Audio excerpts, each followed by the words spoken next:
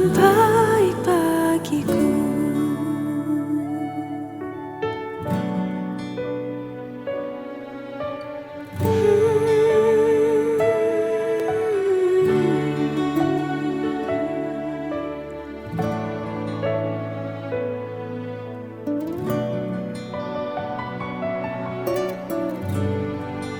Ku tahu Tuhan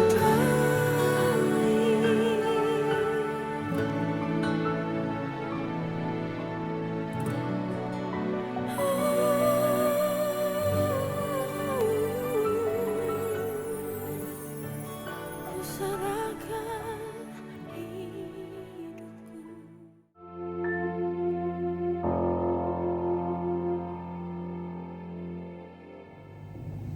Haleluya. Shalom umat Tuhan yang berada di rumah-rumah. Sekalipun kita beribadah di rumah masing-masing, kita tetap bersukacita, amin. Kita tetap dalam satu roh di dalam Tuhan. Hadirat Tuhan memenuhi kita di rumah kita masing-masing, amin. Haleluya. Mari saudara siapkan hatimu. Hari ini kesempatan untuk Tuhan ada di tempat kita, di rumah kita, melawat kita dalam ibadah online kita. Terima kasih Bapak yang baik. Terima kasih Tuhan.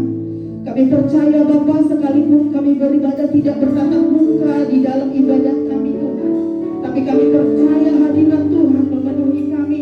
Roh kami tetap satu di dalam Engkau ya Tuhan, dan kami tetap menyala-nyala memuji menyembah Tuhan. Dan saat ini Tuhan tidak waktunya kami membawa persembahan syukur kami di hadapan Tuhan, sebab kami tahu Tuhan Engkau Raja di atas segala raja, Yesus yang kami puja di dalam hidup kami. Terima kasih Bapa yang baik. Terima kasih Tuhan. Oh Jesus.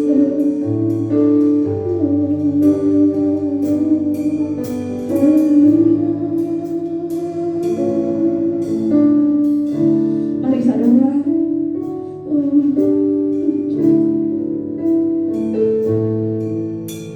Yesus kami puja, kami sembah sebagai Raja, berdiri di tengah kami, ditinggikan dan dipuji.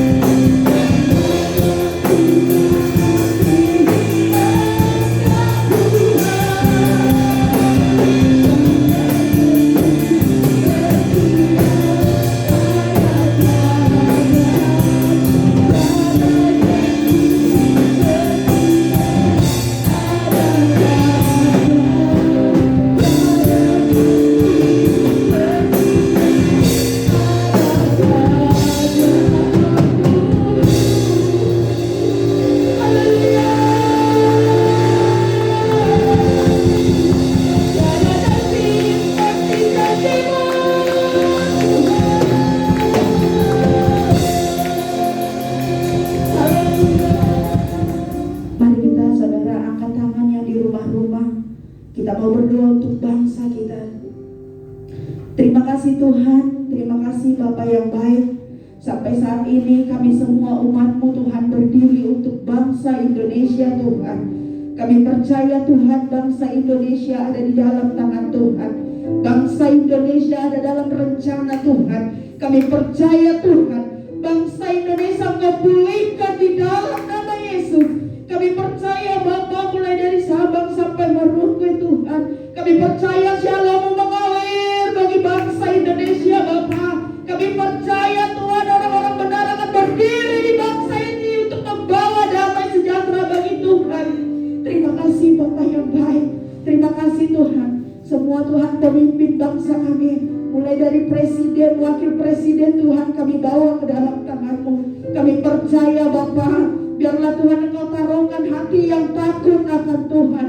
Kami percaya Tuhan, semua rencananya sesuai dengan rencana Tuhan. Bahkan Tuhan pemerintahan kami, mulai dari tertinggi juga Tuhan TNI sampai RT RW dimanapun kami tinggal.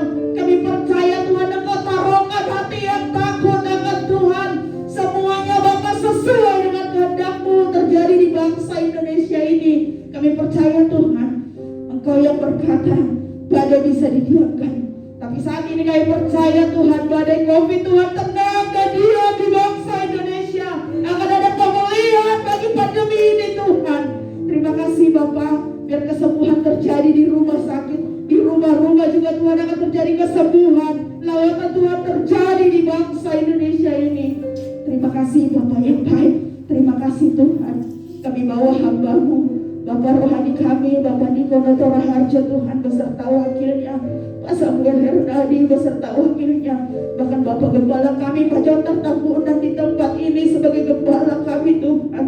Kami percaya Bapak Engkau taruhkan lebih roh-Mu menyala-nyala bagi setiap hamba-Mu. Kewahyuan Bapak Engkau taruhkan lagi bagi setiap hamba-Mu. Keluarganya lebih lagi Engkau berkati, bahkan hatinya sama seperti hati Tuhan. Engkau yang memanggil dan memilih mereka ya Allah. Sebab itu Engkau buat mereka menjadi patombak di akhir zaman ini, membawa jiwa-jiwa di hadapan Tuhan. Terima kasih Bapa yang baik. Terima kasih Tuhan, melalui setiap hamba-Mu keluarga mereka diselamatkan oleh Tuhan. Terima kasih Tuhan. Kami bawa pelayanan kami, gereja-Mu anugerah kali berkat di tempat ini ya Tuhan. Kami percaya Bapa, gereja-Mu Engkau buat berdampak di Kalimalang ini. Mulai dari jembatan 1, jembatan 2, bahkan jembatan 3. Ada lawatan Tuhan terjadi ya Tuhan. Jiwa-jiwa akan lebih lagi datang ke tempat ini untuk mencari Tuhan. Terima kasih Tuhan. Terima kasih. Setiap kegiatan gereja-Mu di tempat ini hanya untuk kemuliaan nama-Mu. Bahkan kami berkata Tuhan, di tempat ini menjadi tempat pemulihan. Rumah ini menjadi rumah doa untuk kemuliaan nama Tuhan.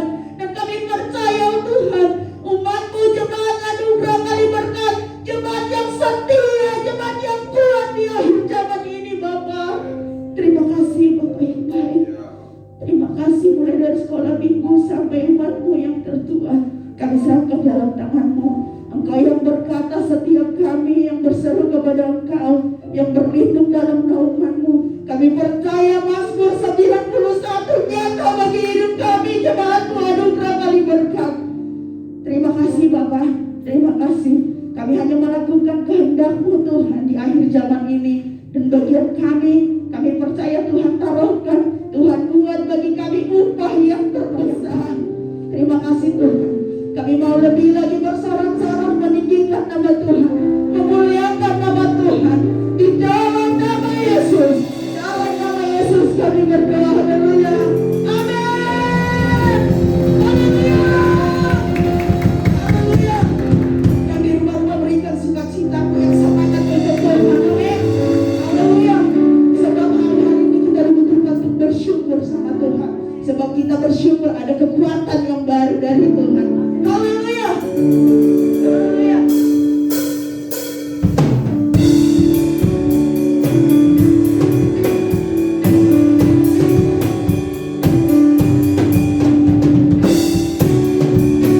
Kami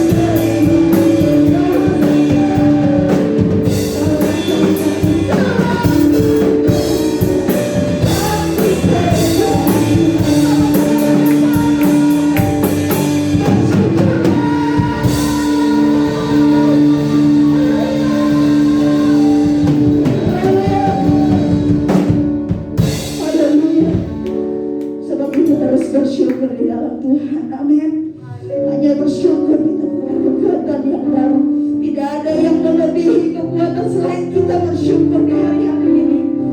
Oh Jesus, haleluya Bapak.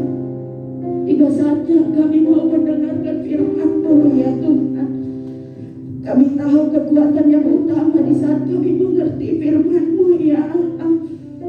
Di saat kami lebih lagi mengenal Engkau lebih dalam lagi, kami tahu Engkau satu-satunya pengharapan kami, Engkau satu-satunya jawaban hidup kami ya Tuhan. Terima kasih Bapa. Oh Jesus,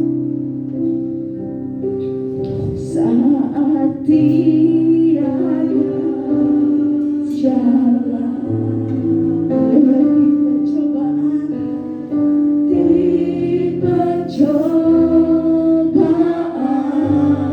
Engkau ada di sana ya Tuhan. Di sana yang memberiku jawaban, kenyataan.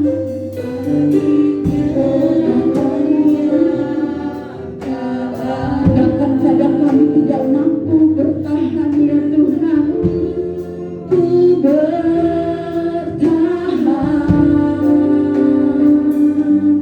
Yesus ada di sana yang memberiku jawaban. Hanya nama Yesus, hanya nama-Mu ya Tuhan. Hanya nama Yesus,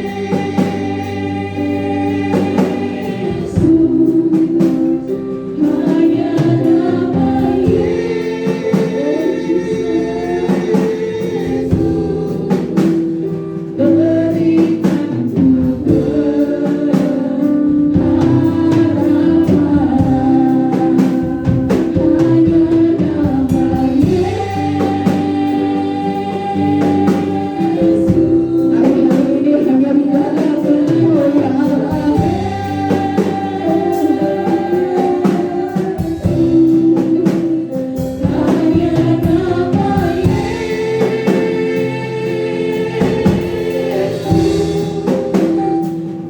berikanku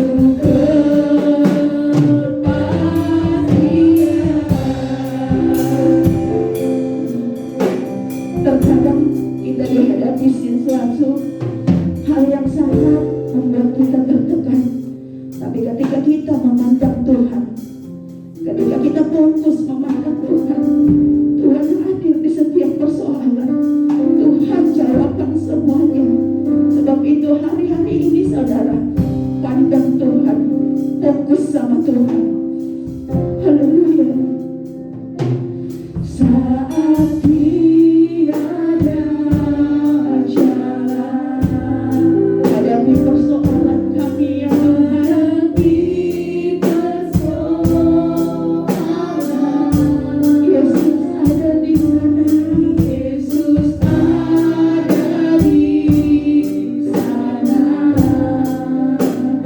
yang memberiku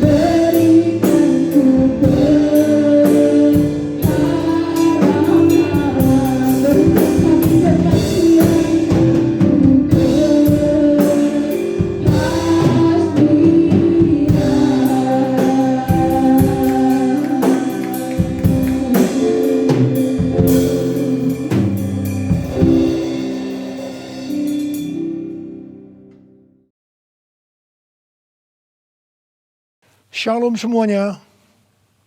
Kalau kita melihat Wahyu 2 ayat 1 sampai dengan 7. Ini adalah pesan Tuhan Yesus kepada jemaat di Efesus.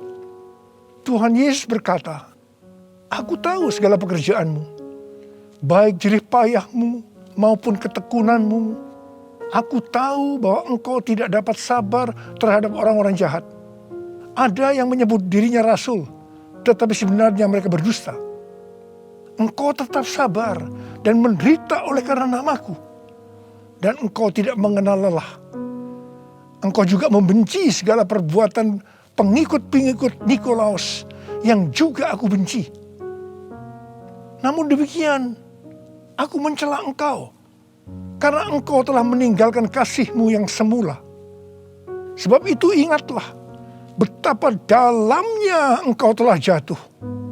Bertobatlah dan lakukanlah lagi apa yang semula engkau lakukan. Jika tidak demikian, aku akan datang kepadamu dan aku akan mengambil kaki dianmu dari tempatnya, jikalau engkau tidak bertobat." Sesuai dengan penjelasan Alkitab penuntun hidup berkelimpahan, yang dimaksudkan dengan mengambil kaki dianmu, artinya menolak dan mengeluarkan dari dalam kerajaannya, yang berarti kehilangan keselamatan.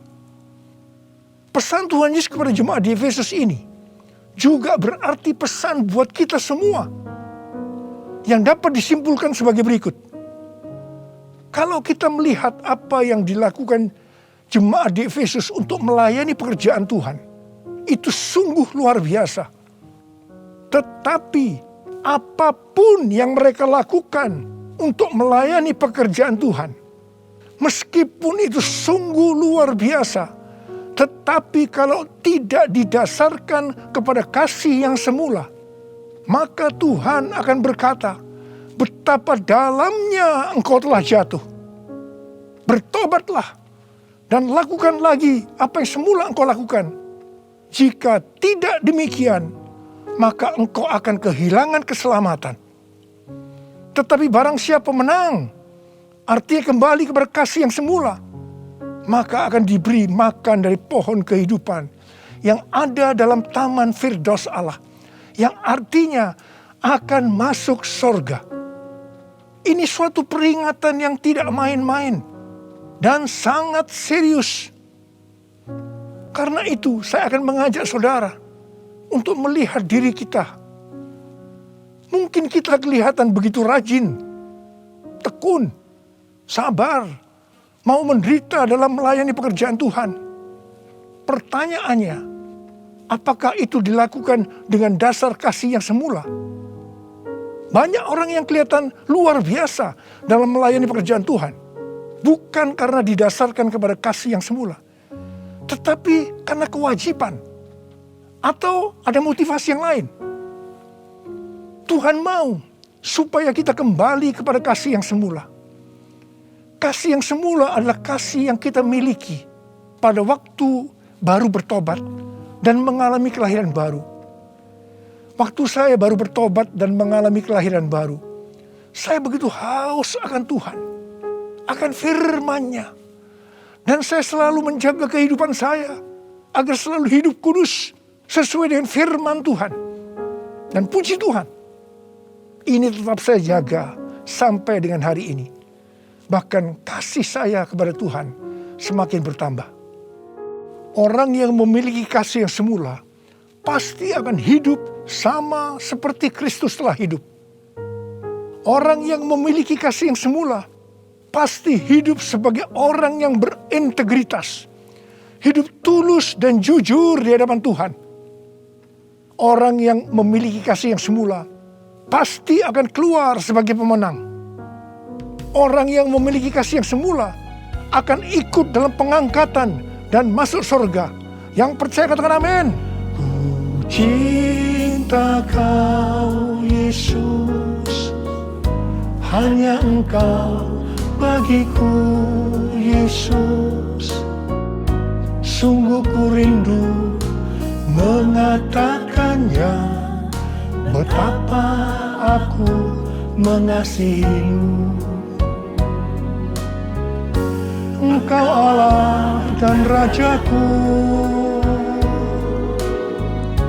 kekasih dan hidupku. Engkau segalanya bagiku. Ku bersyukur kepadamu. Ku bersyukur kepadamu. Ku bersyukur kepadamu.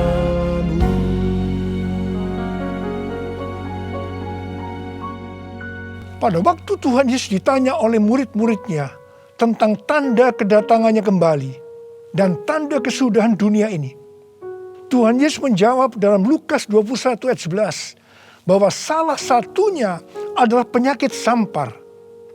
Jadi COVID-19 ini adalah salah satu tanda dari kedatangan Tuhan Yesus kembali dan tanda kesudahan dunia ini.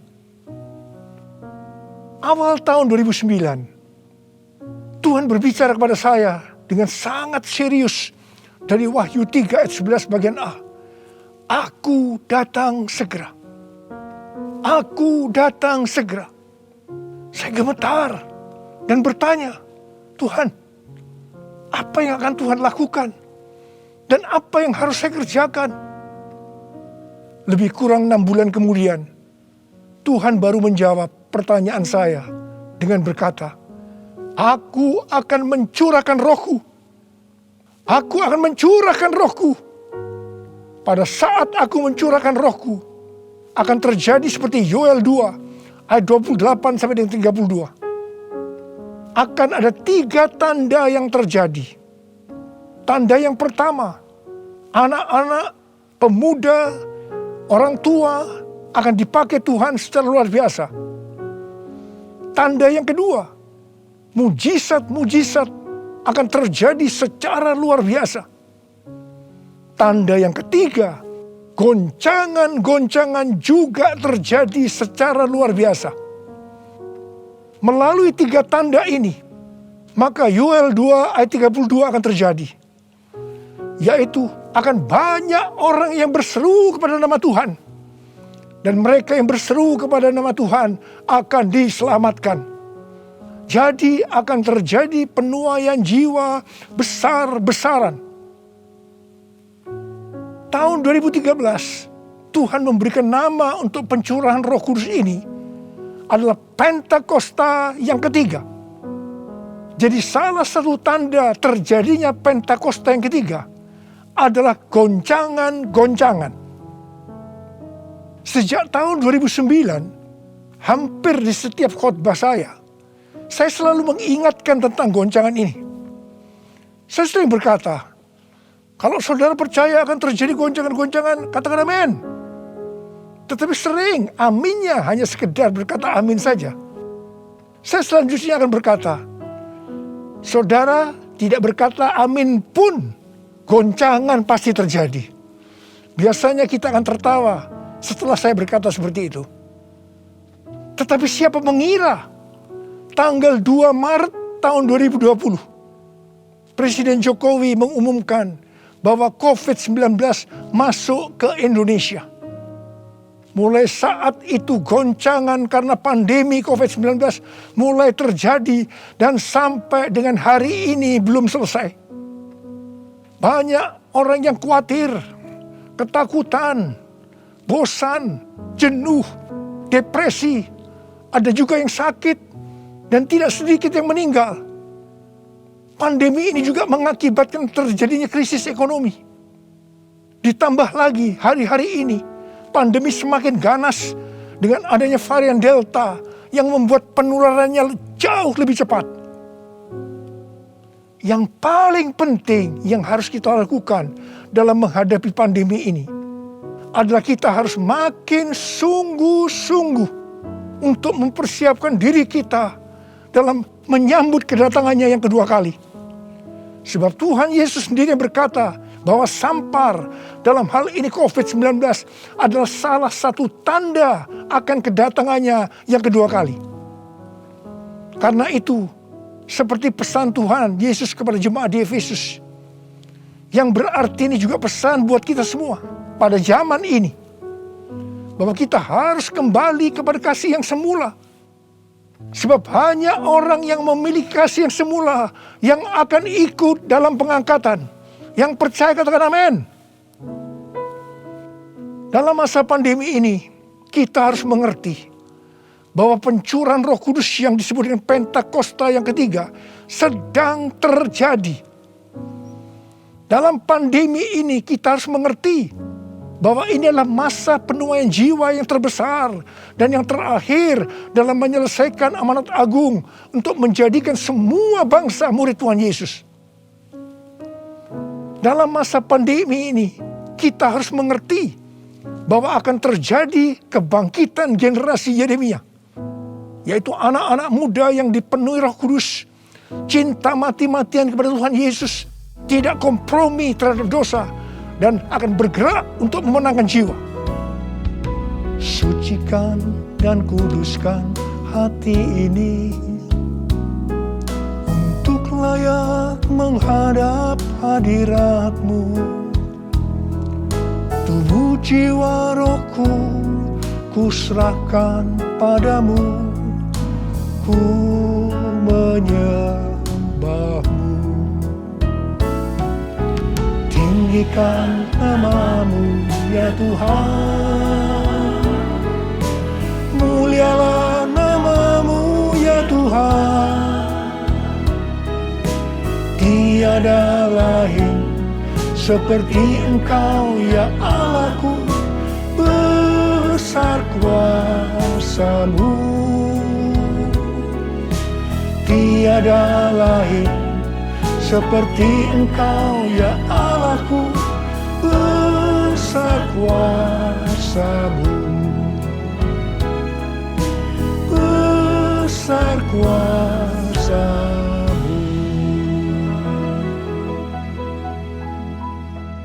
Mazmur 127 ayat 1 dan 2 berkata, jikalau bukan Tuhan yang membangun rumah, sia-sialah usaha orang yang membangunnya.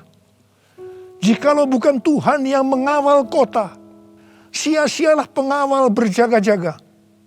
Sia-sialah kamu bangun pagi-pagi dan duduk-duduk sampai jauh malam, dan makan roti yang diperoleh dengan susah payah. Sebab Ia memberikannya kepada yang dicintainya pada waktu tidur. Ayat ini mengingatkan kita bahwa dalam segala hal, termasuk dalam masa pandemi ini, kita harus mengandalkan Tuhan. Termasuk dalam hal membangun rumah, termasuk dalam hal perlindungan. Sesuai dengan Mazmur 91 dikatakan, kalau kita menjadikan Tuhan sebagai tempat perlindungan dan kubu pertahanan kita, maka kita tidak usah takut terhadap kedahsyatan malam, terhadap panah yang terbang di waktu siang, terhadap penyakit sampar yang berjalan di dalam gelap, terhadap penyakit menular yang mengamuk di waktu petang, termasuk dalam hal mencari nafkah di tengah-tengah krisis ekonomi yang terjadi hari-hari ini. Kita harus tetap mengandalkan Tuhan. Mungkin ada di antara saudara yang kena PHK, atau mungkin mengalami kesulitan karena banyak faktor sehingga mengalami kerugian, kesulitan untuk mencari keuntungan. Tetapi sesuai dengan ayat firman Tuhan tadi, kita diingatkan bahwa Tuhan justru akan memberikan berkat-Nya kepada yang dicintainya pada waktu tidur. Berkat yang diberikan pada waktu tidur di sini bisa diartikan berkat yang diberikan bukan karena kehebatan kita, bukan karena prestasi kita, bukan karena kekuatan kita, bukan karena kepandaian kita, juga bukan karena usaha kita yang mati-matian. Dan berkat yang seperti itu hanya diberikan kepada orang yang dicintainya. Haleluya!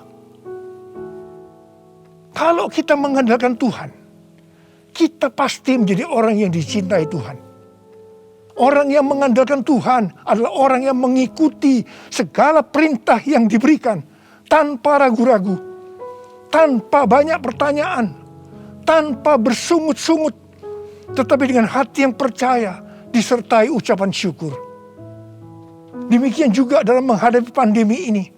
Kalau kita mengandalkan Tuhan, itu berarti kita akan mengikuti perintah-perintahnya. Saya akan mengingatkan kembali tuntunan Tuhan sejak awal dari pandemi ini. Apakah saudara ingat? Dan apakah saudara tetap melakukannya? Mungkin ada yang berpikir bahwa pandemi ini sesuatu yang biasa. Mungkin karena sudah bosan, karena jenuh. Tetapi ingat, kita boleh bosan dan jenuh, tetapi COVID-nya belum bosan. Karena itu kita harus dengan serius menghadapi pandemi ini. Mari, saya akan ajak saudara untuk mengingat kembali tuntunan Tuhan. Yang pertama, sesuai dengan 2 Tawarikh 7 ayat 13 dan 14 yang mengatakan bahwa kalau kita mengalami pandemi dan krisis ekonomi, maka kita harus merendahkan diri, berdoa, mencari wajah Tuhan, serta berbalik dari jalan-jalan yang jahat. Kalau kita melakukan itu, maka Tuhan akan mendengar dari sorga dan akan mengampuni dosa kita, serta memulihkan negeri kita, Indonesia yang tercinta. Katakan amin. Yang kedua, kita diminta untuk menghardik COVID-19 dan krisis ekonomi dengan berkata, dalam nama Yesus, diam, tenanglah. Apakah saudara sudah melakukan ini? Yang ketiga, kita diminta memperkatakan Mazmur 91 karena kita percaya akan janji Tuhan. Yang keempat, kita diminta melakukan seperti yang dilakukan oleh Daud ketika Tuhan menghukum orang Israel, di mana ada 70.000 orang yang mati karena penyakit sampar. Daud waktu itu membuat mezbah di pengirikan milik Arauna dengan membayar harganya. Waktu itu Arauna akan memberikan secara gratis kepada Daud. Tetapi Daud tidak mau. Dia tetap mau membayar harga. Setelah Daud membuat mezbah, maka tulah sampar itu berhenti. Kalau kita mengharapkan pandemi akan berhenti, maka kita sebagai gereja-gereja Tuhan harus membuat mezbah, doa, pujian, dan penyembahan bersama-sama dalam unity. Minta belas kasihan turun. Minta belas kasihan turun ke atas Indonesia. Gereja jangan saling menyalahkan satu sama lain. Gereja jangan saling menjelekkan.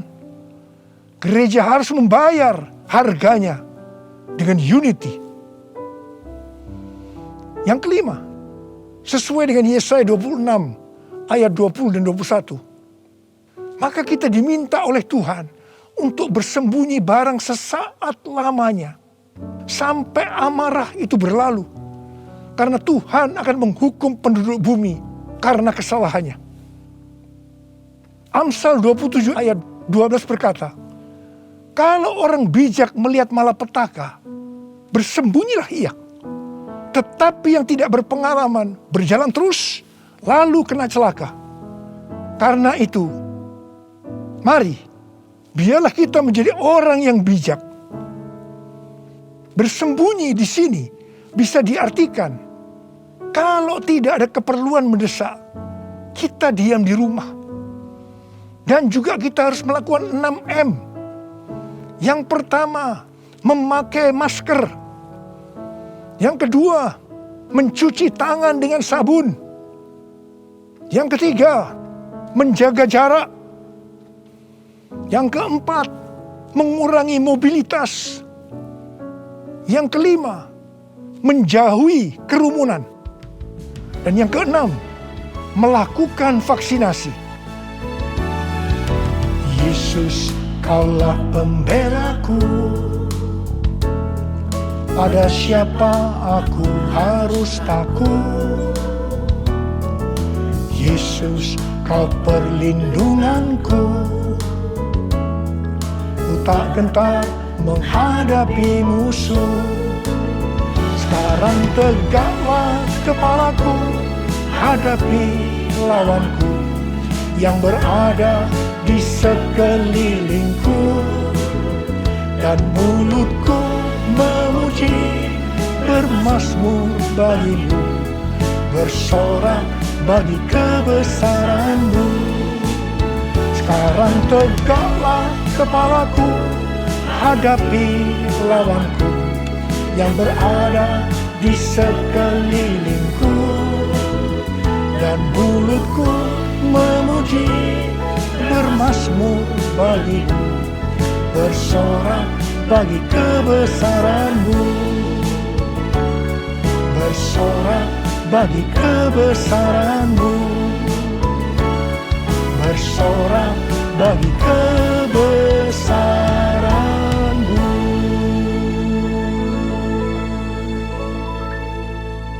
Pada tahun 1918 sampai 1920 pernah terjadi pandemi yang disebutkan dengan flu Spanyol.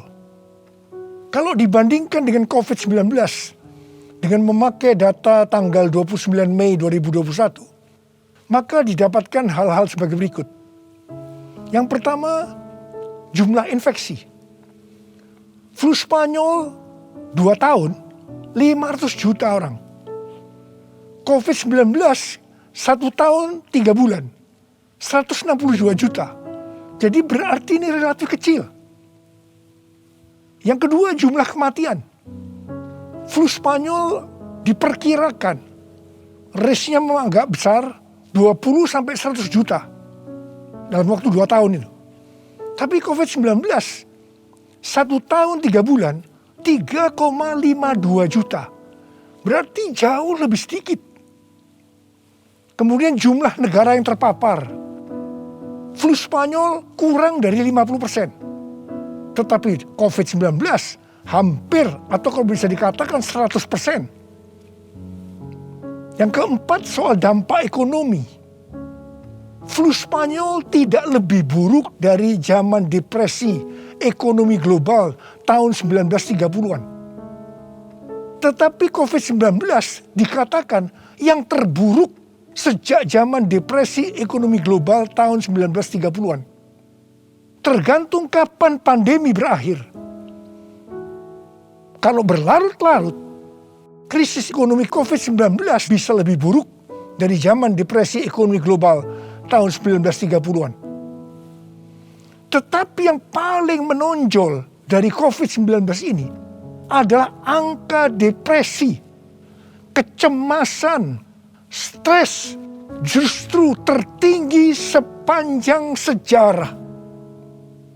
Angka depresi global tahun 2020 adalah sebesar 25% dibandingkan dengan angka depresi global tahun 2017 yang hanya 3,44%. Dengan melihat ini semua, saya percaya rencana Tuhan bagi umat manusia adalah supaya mereka bertobat, mencari wajah Tuhan, sehingga terjadi penuaian jiwa yang terbesar dan yang terakhir sebelum Tuhan Yesus datang kembali.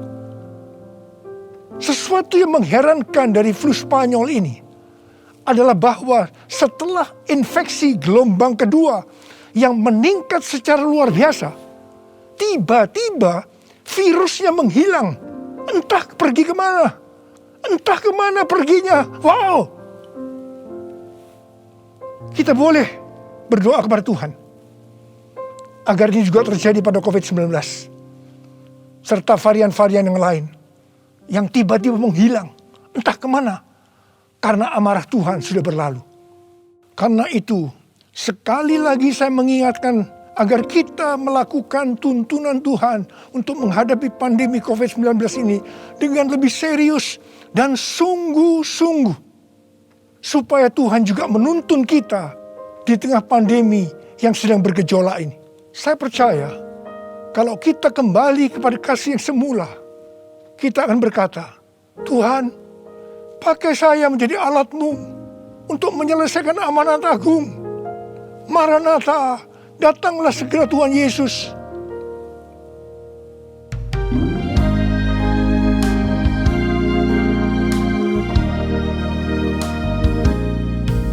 Tuhan, ini aku, jadikanlah ku alat-Mu untuk memberitakan Injil-Mu.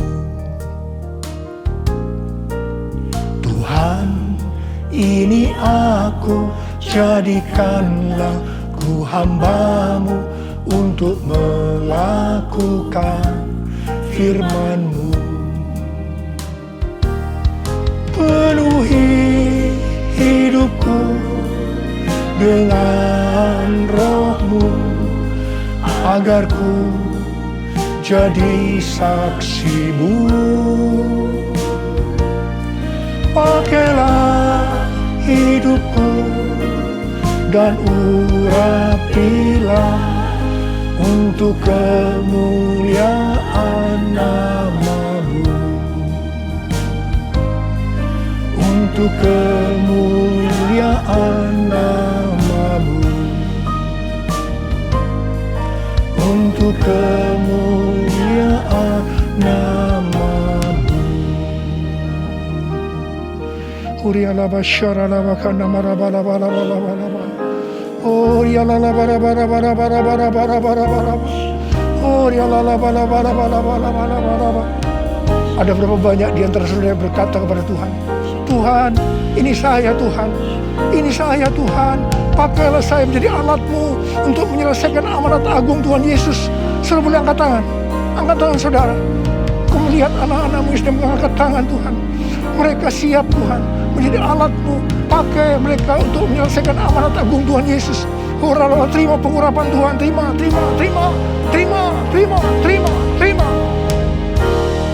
Oh Tuhan Yesus, di tengah-tengah pandemi hari-hari ini Tuhan, biarlah kami mengerti, kami harus kembali kepada kasih yang semula.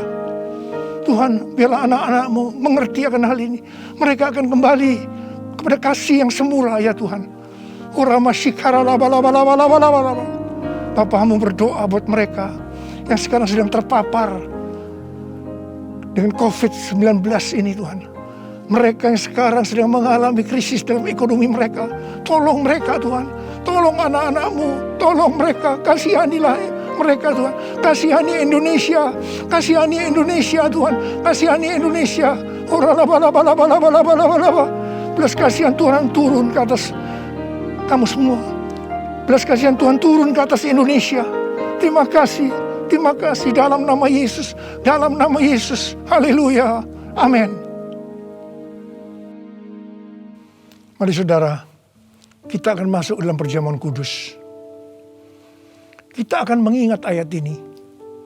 Sebab setiap kali kamu makan roti ini dan minum cawan ini, kamu memberitakan kematian Tuhan sampai Ia datang.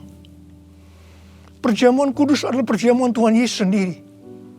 Setiap kali kita masuk dalam perjamuan kudus, Tuhan Yesus selalu berkata, biarlah ini menjadi peringatan akan daku. Biarlah ini menjadi peringatan akan daku. Mari, arahkan hati kita kepada kebaikan Tuhan. Mari, tundukkan kepala. Bapa, siapakah kami ini sebelum kami mengenal Engkau? Kami ini orang berdosa. Upah dosa adalah maut, mati. Tapi Engkau yang tidak berdosa telah dijadikan dosa oleh karena kami semua. Engkau harus turun dari sorga mulia, menjelma menjadi manusia, mati ganti kami dengan penderitaan yang luar biasa. Dan Kau dibangkitkan kembali. Bapa, betapa baiknya Engkau itu. Engkau jadikan kami sebagai anak-anak-Mu. Engkau yang memberkati, Engkau menuntun, Engkau membela, Engkau mendidik kami, Engkau menyembuhkan kami, Engkau memberikan kami damai sejahtera-Mu di tengah-tengah pandemi ini Tuhan. Engkau juga menghajar kami kalau kami berbuat tidak benar di hadapan-Mu. Itu Engkau ya Aba. Itu Engkau ya Aba. Betapa baiknya Engkau itu. Tuhan akan memberkati saudara melalui perjamuan kudus. Tapi Tuhan mau kita makan dan minum dengan cara yang benar. Karena itu masing-masing, mari berdoa. Masing-masing introspeksi. Lihat keadaan diri kita masing-masing saat ini. Kalau ada dosa yang selama ini belum diselesaikan dengan Tuhan, ini saatnya. Sebelum kita masuk dalam perjamuan kudus, kita selesaikan di hadapan Tuhan. Minta ampun. Minta ampun. Minta ampun. Ampuni. Ampuni saya Tuhan, katakan. Ampuni saya. Ampuni saya. Engkau melihat anak-anakmu sedang meminta ampun ya Tuhan. Ampuni, ampuni ya Tuhan, ampuni. Bapa terima kasih. Layakkan kami masuk dalam perjamuan kudus. Berkatilah kami semua. Engkau mengasihi kami semua ya Tuhan. Kami akan masuk dalam perjamuan kudus dengan hati yang penuh ucapan syukur. Dalam nama Yesus. Amin. Sekarang, mari angkat roti di tangan kanan kita tinggi-tinggi. Sebab apa yang telah kuteruskan kepadamu telah aku terima dari Tuhan. Yaitu bahwa Tuhan Yesus pada malam waktu ia diserahkan mengambil roti. Dan sesudah itu ia mengucap syukur atasnya. Ia memecah-mecahkannya dan berkata, inilah tubuhku yang diserahkan bagi kamu. Perbuatlah ini menjadi peringatan akan aku. Sudah dikasih Tuhan. Bukankah roti yang kita pecah-pecahkan ini adalah persekutuan kita dengan tubuh Kristus? Mari kita makan dalam nama Yesus.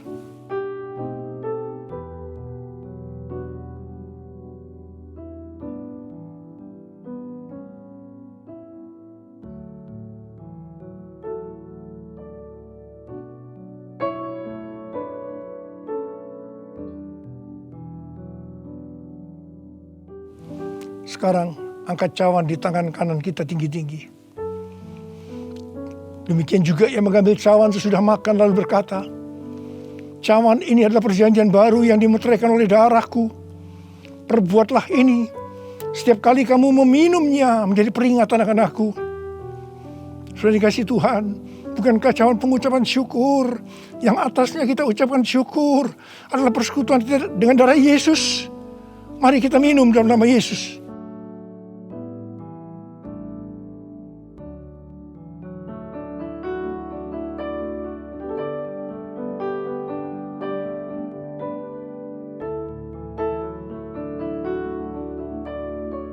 Mari angkat tangan kita. Ucapkan syukur dengan suara, jangan diam. Jangan diam. Oh ralabasyaraka nama ya ralabarabara. Oh ralabaka nama. Yesus, terima kasih ya Tuhan Yesus. Oh rabaka nama ya ralabarabara. Oh rabaka nama ya ralabarabara. Terima kasih Tuhan. Terima kasih Tuhan, Kau baik. Engkau baik ya Tuhan. Dalam seluruh hidup kami Engkau baik Tuhan. Engkau baik. Engkau baik Tuhan. Engkau baik Tuhan. Engkau baik. Terima kasih, terima kasih, terima kasih. Mari katakan bersama saya. All my life you have been faithful. And all my life you have been so good. With every breath that I am able, I will sing of the goodness of God. All my life you have been faithful, and all my life you have been so good. With every breath that I am able, I will sing of the goodness of God. I will sing of the goodness of God. I will sing of the goodness of God.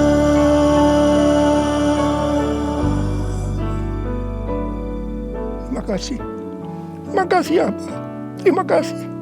Terima kasih Abah. Terima kasih. Terima kasih. Engkau baik kepada kami semua. Terima kasih.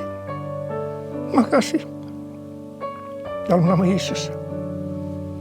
Amin. Angkat tangan saudara.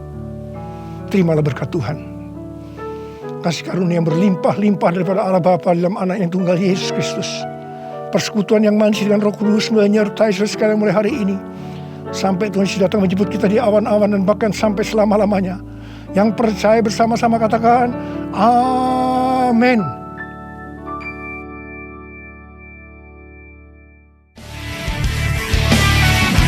Tuhanlah kekuatan dan mazmurku, Dia gunung batu dan keselamatanku. Hanya padamu hatiku percaya, Kaulah menara dan kota perlindungan. Kau selalu bersyukur sebab cintamu